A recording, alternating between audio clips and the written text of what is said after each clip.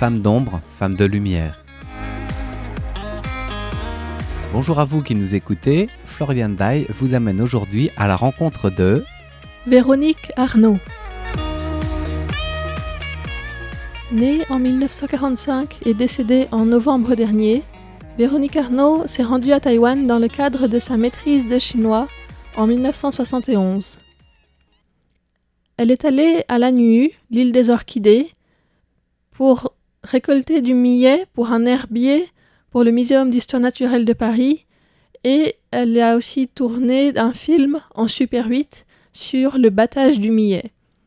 Elle y est allée parce qu'elle avait vu un livre d'ethnographie illustrée sur la population des Yamés, qu'on appelle aussi les Tao, qui sont la population autochtone qui habite sur l'île des Orchidées, sur Lanniu.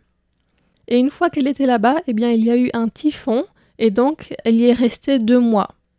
Et ce qui s'est passé, c'est qu'elle est tombée amoureuse de Lanniu. C'est une île qui est au large des côtes de Taïwan, au sud-est, avec environ 2800 habitants, et on y parle une langue austronésienne qui est proche de l'Ivatan et de l'Itbayat, donc des langues parlées sur les îles Batan, qui sont au nord des Philippines. Et en fait, l'île des Orchidées est située à peu près à la même distance de Taïwan que des îles Batan, et elle est reliée politiquement à Taïwan et linguistiquement aux îles Batan, donc des Philippines. Lanniu est son nom en mandarin, l'île des Orchidées est la traduction en français, et la population locale appelle aussi cette île Botel Tobago. Donc ces 3 noms peuvent être utilisés indifféremment. La population qui habite là-bas est appelée Tao en chinois, et en fait dans leur langue locale ça veut juste dire les hommes, et pour se désigner de manière spécifique en tant que tribu ou population, ils utilisent le nom Yamé.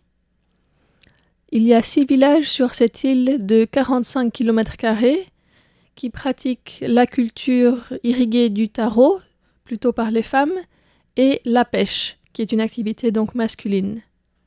Et Véronique Arnault se rend là-bas et commence ce qui sera un très très long travail ethnographique. Pour en parler, j'ai donc interrogé Stéphane Corcuff, qui est enseignant-chercheur à Sciences politiques à Lyon, spécialisé donc dans la géopolitique historique de Taïwan surtout, et qui était également ami de Véronique Arnault. C'est une population qui est restée coupée de l'île de Taïwan, à laquelle rien ne la rattache tout particulièrement sur un plan historique, pendant très longtemps, jusqu'à notamment l'arrivée du Kuomintang à Taïwan en 1945-49. Et c'est une population qui présente, entre autres particularités, mais je ne saurais en parler mieux que les spécialistes, celle d'avoir vécu dans une sorte d'isolat, quoique ça n'existe pas, un isolat sur un plan absolu dans l'histoire du monde et des populations qui le composent, mais dans un relatif isolat depuis plusieurs centaines d'années, qui leur ont permis notamment de préserver pendant longtemps un mode de vie qui fait notable n'utilisait par exemple pas l'alcool. Quand nous en parlions, Véronique insistait bien sur le fait que c'est assez rare dans les cultures humaines. Et voilà, c'était évidemment, ça a changé depuis l'ouverture de l'île aux touristes, mais c'était une particularité de cette population. Véronique Arnault alterne donc les séjours à l'île des Orchidées et des retours en France.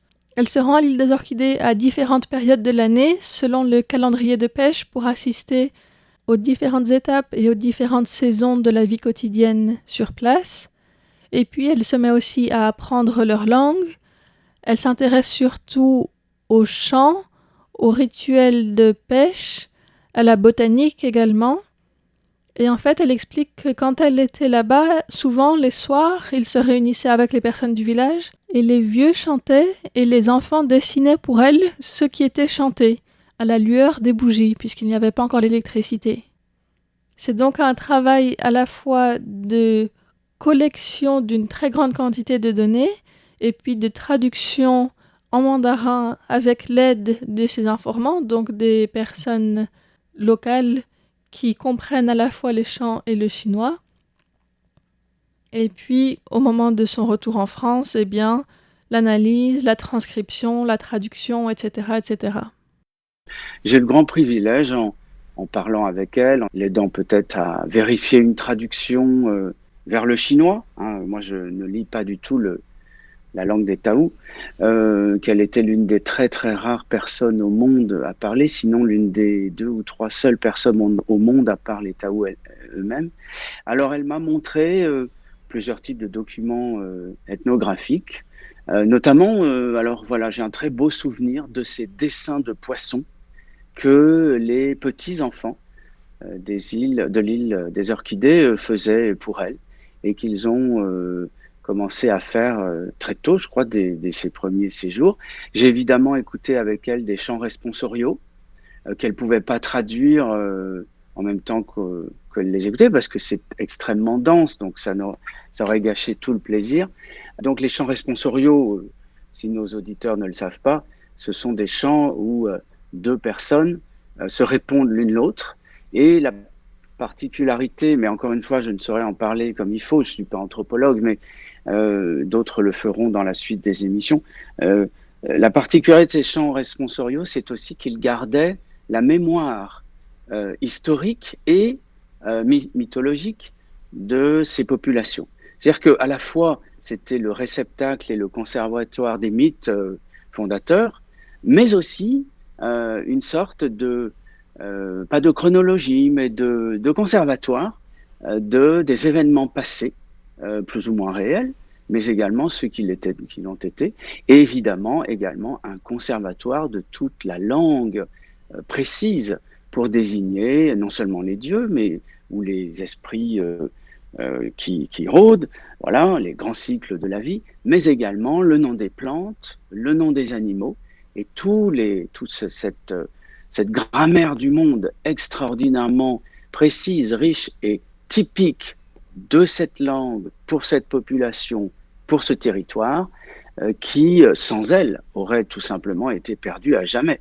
Une autre personne qui a contribué à essayer de préserver la langue des Tao est Elisabeth Zeitoun, donc chercheuse à l'Institut de linguistique de l'Academia Sinica, la grande institution de recherche de Taïwan.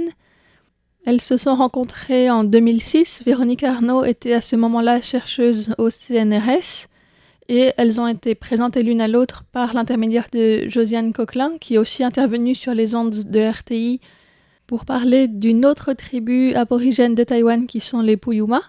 Mais ce n'est pas le sujet d'aujourd'hui. Donc revenons à Véronique Arnault et Elisabeth Zeitoun qui décident de collaborer, puisque Véronique avait énormément de documentation en langue des Tao et leur traduction en français.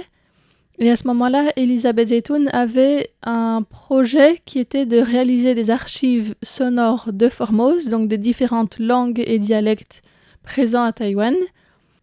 Et donc ce projet avait comme objectif de permettre de la recherche en profondeur et à plus long terme, sachant qu'on s'approche de la fin de la période pendant laquelle ces langues sont encore parlées activement et correctement. Donc il y a urgence en fait pour essayer de les préserver.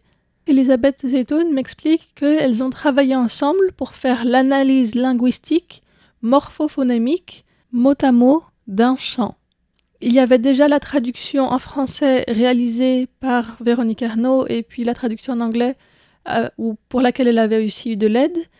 Et ce qu'elles ont fait, donc, c'est le mot à mot pour trouver non seulement la traduction, mais également la racine, les préfixes, les suffixes, etc. Et donc c'est un travail de très longue haleine qui a pris plusieurs mois pendant lesquels Véronique Arnault s'était rendue à Taïwan en 2010 et en 2011. Elles ont également été aidées par des Tao qui étaient venus à Taipei pour vérifier en fait ces traductions. Et Elisabeth explique que quand on arrive à comprendre un texte, quand on réussit à déchiffrer une langue comme celle-là qui est presque perdue, il y a un sentiment qui est peut-être un peu comme celui qu'a ressenti Champollion au moment de déchiffrer la pierre de Rosette. C'est vraiment très particulier.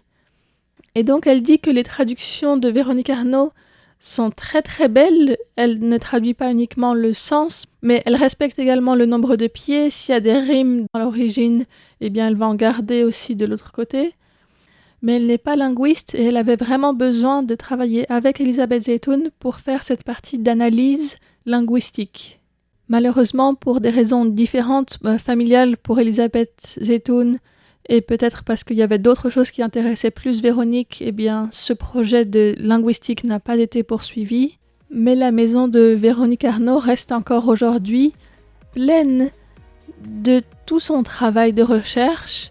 Et je vous parlerai la semaine prochaine de ce qui a été fait les dernières années de sa vie et des projets qui sont en cours de discussion aujourd'hui par rapport aux archives qu'elle a laissées. C'était Floriane Dai pour Radio Taïwan International. Merci de votre écoute.